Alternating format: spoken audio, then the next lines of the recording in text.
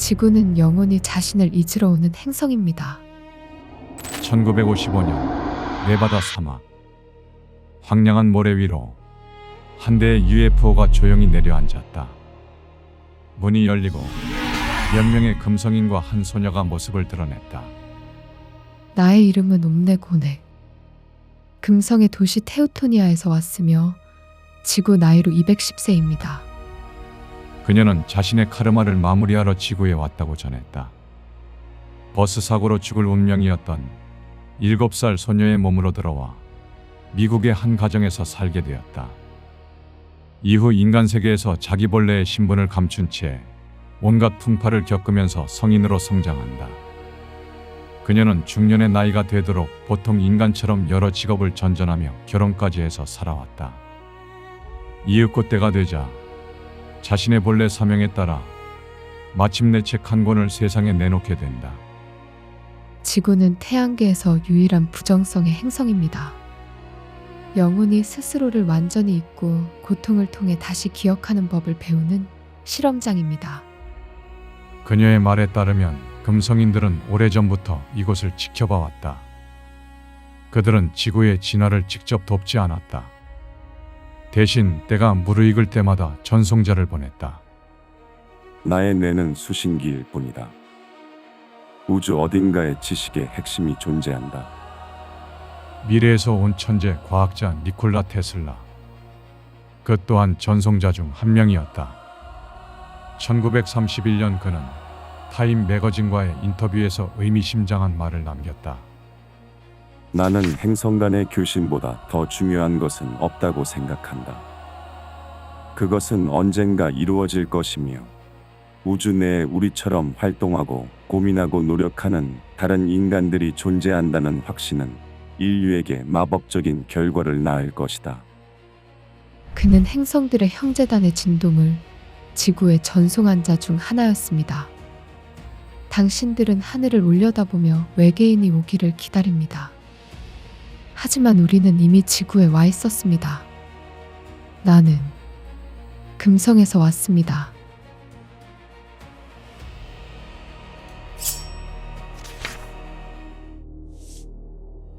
부정성의 행성. 지구에는 결함이 있습니다. 그건 바로 위성이 하나뿐이라는 것입니다. 대부분의 행성은 둘 이상의 달을 가집니다. 균형을 위해서입니다. 달이 하나뿐이면 행성의 한쪽이 기울고 조수처럼 감정도 밀려왔다 빠져나갑니다. 그래서 지구의 진동은 언제나 요동칩니다. 금성의 파동은 고요하고 화성과 토성의 에너지는 부드럽습니다. 하지만 지구의 파동은 거칩니다. 지구를 특별하게 만드는 건 바로 이 거칠음입니다. 태양계에서 유일하게 부정성이 허용된 행성. 그러나 이것은 저주가 아닙니다. 오히려 영혼이 어둠을 경험할 수 있도록 허락된 우주에서 단 하나의 무대입니다. 다른 행성에서는 불가능합니다. 금성에서는 의심이 자라지 않고 화성에서는 분노가 일어나지 않으며 토성에서는 증오가 싹트지 않습니다. 이 모든 감정은 오직 지구에서만 존재합니다. 왜 이런 행성이 필요할까요? 빛만 본 존재는 어둠을 이해하지 못합니다. 조화만 경험한 존재는 용서를 배울 수 없습니다. 사랑만 받은 존재는 선택의 무게를 모릅니다. 저는 금성의 지혜로운 스승 칸주리 대사를 만났습니다. 그가 제게 말했습니다. 옴넥, 당신에게 빚이 있습니다. 프랑스 혁명 시절 당신은 반역에 연루되었습니다. 한 소년이 당신 대신 죽었지요. 지금 그 소년은 미국에서 소녀로 태어났습니다. 슐라라는 이름으로요. 머지않아 그녀는 버스 사고로 세상을 떠날 것입니다. 당신이 그녀의 자리를 대신해 그 빚을 갚으십시오. 저는 그 제안을 받아들였습니다. 1955년 버스가 빗길에 미끄러졌습니다. 슐라의 영혼은 몸을 떠났고 그 순간 저는 그녀의 육체로 들어갔습니다. 그날 이후 저는 인간으로 살기 시작했습니다. 하지만 처음에는 경악했습니다. 금성에서는 생각이 곧 현실이 됩니다. 의도하면 즉시 창조되고 원하면 바로 나타납니다. 그러나 지구는 달랐습니다. 생각해도 아무 일도 일어나지 않았고 간절히 원해도 아무것도 오지 않았습니다. 기다려야 했고 때로는 아무리 기다려도 오지 않았습니다. 그 간극, 생각과 현실 사이의 지연이 바로 지구의 본질이었습니다. 그 틈에서 자라는 것이 바로 의심입니다. 정말 내가 창조자인가? 내 생각이 현실을 만든다는 게 사실일까? 이 의심이 점점 더 깊은 망각으로 이어집니다. 지구에 태어나는 순간 베일이 드리워집니다. 전생의 기억이 지워지고 계획은 잊히며 자신이 누구였는지도 모르게 됩니다. 그 완벽한 망각이야말로 지구의 가장 큰 특징입니다. 저는 양아버지에게 폭행을 당했습니다. 사람들에게 상처를 받았고 때로는 죽고 싶었습니다. 하지만 그것이 바로 제가 배워야 했던 것이었습니다. 금성에서는 자비를 배울 수 없습니다. 아무도 상처를 주지 않기 때문입니다. 그러나 지구에서는 달랐습니다. 상처받고 배신당하고 무너진 후에도 여전히 용서를 선택할 수 있었습니다. 그 순간 저는 느꼈습니다. 제 안에서 무언가가 확장되고 있음을. 그것이 바로 성장이라는 것을. 지구는 학교입니다. 우주에서 가장 혹독하지만 가장 빠르게 배울 수 있는 곳입니다. 그리고 이제 저는 압니다. 달 하나뿐인 이 불균형한 행성이 왜 우주에서 가장 귀한 학교인지를. 망각은 벌이 아니라 선물입니다. 자신이 신이라는 사실을 잊었기에 다시 기억할 때의 환희가 존재합니다. 별에서 온 존재. 당신들은 자신을 지구인이라 부릅니다. 하지만 그것은 절반만 맞는 말입니다. 인간은 지구에서 태어난 종족이 아닙니다. 인간의 근원은 별에서 왔습니다. 수백만 년 전 태양계의 과학자들이 지구를 발견했습니다. 아직 어린 행성이었고 진화의 초기에 있었습니다. 그들은 오랜 시간 관찰했고 때가 되자 정착하기 시작했습니다. 백색 인종은 금성에서 왔습니다. 황색 인종은 화성에서, 적색 인종은 토성에서, 흑색 인종은 목성계에서 왔습니다. 당신들의 조상은 하늘의 별에서 내려왔습니다. 이것이 당신들이 밤하늘을 볼 때 설명할 수 없는 그리움을 느끼는 이유입니다. 그 감정은 영원히 기억하고 있는 고향의 파동입니다. 지구에는 한때 위대한 문명들이 존재했습니다. 레무리아가 있었고 그 뒤를 이은 아틀란티스가 있었습니다. 그들은 오늘날보다 앞선 기술을 지녔지만 영적인 성숙이 따르지 못했습니다. 결국 스스로 만든 에너지의 폭발로 대륙은 바다 속으로 가라앉았습니다. 이 모든 흥망을 지켜본 행성들의 형제단은 깨달았습니다. 지구는 아직 어린 행성이라는 것을. 그리하여 우리는 다시 왔습니다. 문명이 무너질 때마다 금성, 화성, 토성, 목성의 존재들이 인간의 형태로 혹은 빛의 형태로 지구에 왔습니다. 피라미드를 건설한 기술자들 중에도 성경 속의 예언자들 중에도 우리의 형제들이 있었습니다. 지구인들은 우리를 신이라 불렀지만 우리는 신이 아니었습니다. 단지 조금 먼저 깨어난 형제들이었습니다. 1940년대 지구의 과학자들이 처음으로 레이더 실험을 시도했을 때 그 빔은 금성의 대기를 스쳤습니다. 우리는 조사를 위해 지구로 우주선을 보냈습니다. 그리고 확인했습니다. 인류가 또다시 핵무기를 만들고 있다는 것을. 아틀란티스의 패턴이 반복되고 있었습니다.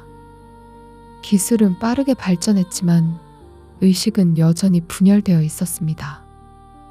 핵무기는 더 이상 지구만의 문제가 아니었습니다. 우주의 균형 전체에 영향을 미칠 수 있는 일이었습니다.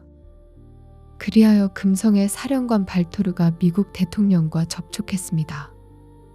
그는 이렇게 제안했습니다. 핵무기를 폐기하십시오. 정치적 분열을 멈추십시오. 그리고 무료 에너지 기술을 받아들이십시오. 그러나 지구의 지도자들은 거절했습니다. 권력을 잃을까 두려워했기 때문입니다. 우리의 기술이 도입되면 석유 산업은 무너지고 무기 산업은 사라지며 에너지의 독점은 끝납니다. 그들은 그것을 원하지 않았습니다. 그래서 우리의 존재는 은폐되었습니다. 우리는 강요하지 않습니다. 금성인들은 자유의지를 존중합니다.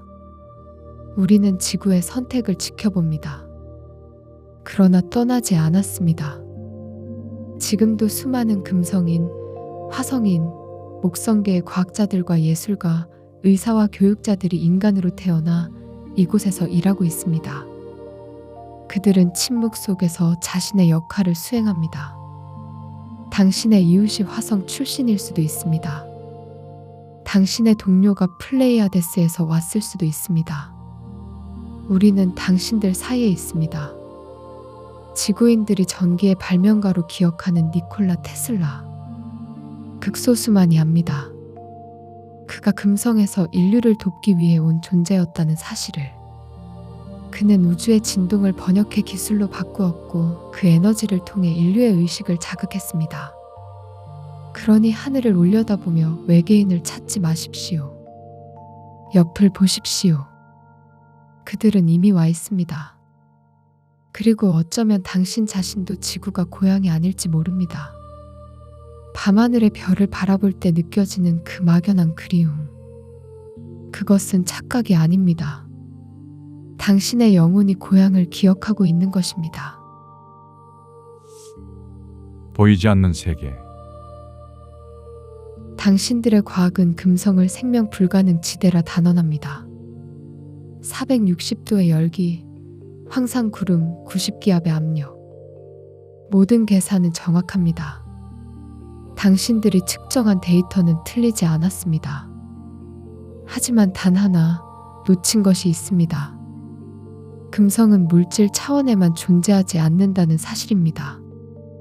같은 공간에 수백 개의 라디오 주파수가 흐르지만 특정한 주파수에 맞춰야만 들을 수 있습니다. 금성도 마찬가지입니다. 우리는 그곳에 존재합니다. 다만 당신들의 의식이 아직 맞춰지지 않았을 뿐입니다. 이것을 우리는 아스트랄 차원이라 부릅니다. 아스트랄계는 물질계보다 높은 진동의 영역입니다. 엑스레이가 벽을 투과하듯 이 차원은 물질보다 가볍고 빠른 주파수로 진동합니다. 당신들의 장비로는 감지할 수 없지만 그 진동은 실제합니다. 나는 테우토니아의 크리스털 돔 아래에서 자랐습니다. 정원은 빛으로 물결쳤고 신전은 노래하듯 울렸습니다. 색은 지구의 스펙트럼을 넘어섰고 소리는 빛의 파장과 섞여 있었습니다. 우리는 형태를 유지할 수도 흩어질 수도 있었습니다. 단지 생각으로 움직였고 집중한 순간 그곳에 있었습니다. 당신들은 이것을 불가능하다고 말하지만 매일 밤 당신들도 똑같은 일을 합니다. 꿈속에서 벽을 통과하고 하늘을 날며 형태를 바꾸지 않습니까? 그것이 바로 아스트랄 차원입니다. 차이가 있다면 당신들은 잠들었을 때만 그곳에 닿고 우리는 깨어있을 때 그곳에 산다는 것입니다. 물질계의 모든 것은 아스트랄계에서 먼저 창조됩니다. 산, 나무, 도시, 심지어 당신의 몸까지도. 형태는 그 그림자를 따라 만들어진 복사본일 뿐입니다. 생각이 먼저이고 현실은 그 다음입니다. 아스트랄계에서는 생각이 곧 현실이 됩니다. 의식이 집중된 곳에서 창조가 일어납니다. 그러나 그것에도 법칙이 있습니다. 우리는 타인의 창조를 침범하지 않습니다. 조화가 법이며 그 법을 어기면 카르마가 생깁니다. 당신들 또한 아스트랄체를 가지고 있습니다. 육체는 감정을 느끼지 못합니다. 사랑, 분노, 슬픔, 기쁨, 그 모든 감정은 아스트랄체에서 일어납니다. 그래서 아스트랄 세계를 감정의 세계라 부릅니다. 죽음이란 육체를 벗고 아스트랄 차원으로 이동하는 것입니다. 그곳에서 당신은 이미 떠난 가족이나 친구를 다시 만납니다. 그리고 자신의 육체가 누워있는 모습을 보고 깨닫습니다. 나는 죽었다. 하지만 그것은 끝이 아닙니다. 의식의 또 다른 단계로의 이동일 뿐입니다. 아스트랄계에도 층이 있습니다. 의식의 진동이 낮으면 무거운 세계로, 높으면 더 밝은 차원으로 끌려갑니다. 낮은 차원에서는 두려움이 현실을 만듭니다. 그래서 지옥을 믿는 사람은 실제로 지옥을 만납니다. 하지만 그것은 일시적인 환상입니다. 영혼이 그것을 통과하면 더 높은 곳으로 이동합니다. 당신들이 천국이라 부르는 곳이 바로 그 영역입니다. 금성의 문명은 그 중간 어딘가에 있습니다. 아직 물질의 기억이 남아있기 때문입니다. 금성도 한때는 지구처럼 밀도 높은 행성이었습니다. 그러나 수백만 년의 진화를 거치며 의식이 물질을 초월했고 행성 전체가 아스트랄 차원으로 변했습니다. 물리적 금성은 여전히 존재하지만 우리는 그 위에 진동하는 또 다른 층 위에서 살아갑니다. 언젠가 지구도 그 길을 걷게 될 것입니다. 이미 주파수가 변하고 있습니다. 점점 더 많은 사람들이 사랑을 선택하고 분리를 넘어 조화를 기억하고 있습니다. 그날이 오면 당신들은 망원경 없이도 금성을 볼 것입니다. 그것은 하늘의 별이 아니라 의식의 내부에서 열릴 것입니다. 보이지 않는다고 존재하지 않는 것은 아닙니다. 당신의 생각도 감정도 사랑도 눈에 보이지 않지만 그 어떤 물질보다 강력합니다. 금성은 여전히 그곳에 있습니다. 다만 당신이 진동을 맞추기만을 기다리고 있을 뿐입니다. 불완전함의 가치. 금성은 완벽합니다. 조화가 당연하고 사랑이 기본이며 갈등이 존재하지 않습니다. 모두가 하나임을 알고 창조의 법칙을 압니다. 당신들은 그것을 천국이라 부를 것입니다. 하지만 저는 지구에서 깨달았습니다. 완벽한 조화는 때로 완벽한 정체라는 것을 말입니다. 금성에서는 배울 것이 없었습니다. 모든 것이 아름답고 모든 것이 평화로웠습니다. 갈등이 없으니 화해를 배울 수 없었고 아픔이 없으니 치유를 알 수 없었습니다. 상처가 없으니 용서의 깊이를 이해할 수 없었습니다. 어린 시절 금성에서 저는 큰 교훈을 얻었습니다. 슬픔을 경험해야만 비로소 기쁨을 제대로 느낄 수 있다는 것을 말입니다. 그래서 저는 삼촌과 함께 지구로 왔습니다. 저는 결혼했고 4명의 자녀를 낳았습니다. 평범한 인간으로 살았습니다. 그리고 배웠습니다. 자녀를 키우며 알았습니다. 완벽하지 않아도 사랑할 수 있다는 것을. 아이가 실수해도 넘어져도 잘못된 선택을 해도 여전히 사랑한다는 것을 말입니다. 금성에서는 모두가 완벽합니다. 사랑할 이유가 명확합니다. 하지만 지구에서는 불완전한 존재를 사랑합니다. 이것이 진짜 사랑이었습니다. 저는 이웃과 갈등을 겪으며 배웠습니다. 용서가 무엇인지를. 금성에서는 용서할 일이 없습니다. 아무도 상처를 주지 않으니까요. 하지만 지구에서는 달랐습니다. 상처받고 분노하고 원망한 후에도 그럼에도 용서를 선택하는 순간이 있었습니다. 이 모든 것이 금성에서는 배울 수 없는 것들이었습니다. 가진 것이 적을 때 작은 것에 감사하게 됩니다. 따뜻한 차 한 잔, 친구의 위로 한마디, 햇살 한 줌. 금성에서는 당연한 것들이 지구에서는 기적처럼 느껴졌습니다. 카르마의 법칙이 있습니다. 한 사람이 행한 행동의 결과는 몇 년 후나 몇 생 뒤에 나타날 수도 있지만 결코 사라지지 않습니다. 저는 체험을 통해 그것이 얼마나 실제적인 법칙인지를 알게 되었습니다. 자신이 저지른 나쁜 행위가 언젠가는 반드시 자신에게 돌아온다는 것을 안다면 어떻게 제정신으로 타인을 해할 수 있겠습니까? 여러분이 타인에게 행한 모든 것은 결국 자신에게 행하는 것입니다. 많은 우주 존재들이 지구에 옵니다. 과거 생의 카르마를 청산하거나 부정적인 경험이 필요하기 때문입니다. 지구는 우주에서 유일한 부정성의 행성입니다. 영혼들은 부정적인 경험을 하기 위해 이곳으로 이끌립니다. 이것은 벌이 아닙니다. 성장의 기회입니다. 고통은 저주가 아니라 선물입니다. 영혼이 가장 빠르게 성장하는 곳은 가장 편안한 곳이 아니라 가장 도전적인 곳입니다.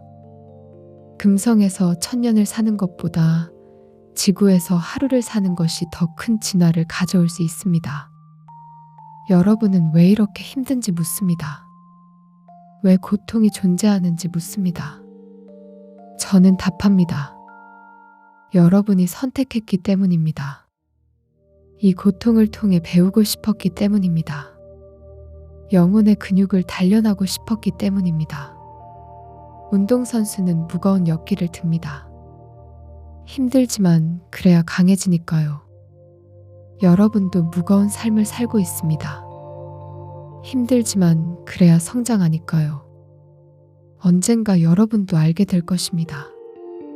지구에서의 이 힘겨운 여정이 얼마나 귀한 경험이었는지를.